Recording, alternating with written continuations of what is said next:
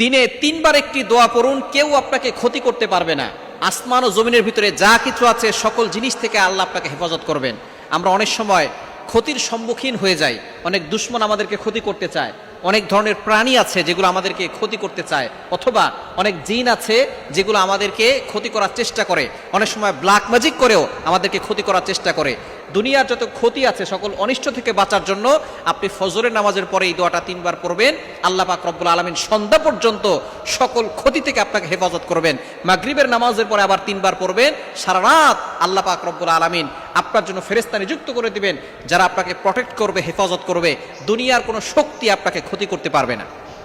একিনের সাথে আমলটি করবেন। নবীজি সাল্লাল্লাহু আলাইহি ওয়াসাল্লাম এই দোয়াটি আমাদেরকে শিক্ষা দিয়েছেন যে আসমান ও জমিনের ভিতরে যত ক্ষতিকর বস্তু আছে সকল বস্তু থেকে আল্লাহ পাক রব্বুল আলামিন আমাকে আপনাকে হেফাজত করবেন। মাত্র ফজরের নামাজের পরে তিনবার পড়বেন। আমরা অনেকে ফজরের নামাজে পড়ি না, এটা বরকতময় সময় আমরা ঘুমিয়ে থাকি।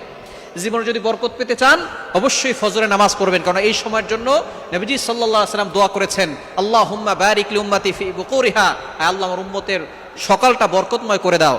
আল্লাহ পাক রব্বুল আলামিন দোয়া কবুল করেছেন। এজন্য যারা জীবনে বরকত পেতে চান, সফলতা অর্জন করতে চান, ফজরের নামাজের আগে উঠবেন, তাহাজ্জুদ নামাজ পড়বেন, ফজরের নামাজ পড়বেন, দেখবেন আল্লাহ তাআলা জীবনে বরকত দিয়ে দিবেন। তাহলে দোয়াটি ফজরের নামাজের পরে কয়বার? তিনবার। দিনে তিনবার পড়বেন, আল্লাহ তাআলা সকল ক্ষতিকর বস্তু থেকে হেফাজত করবেন।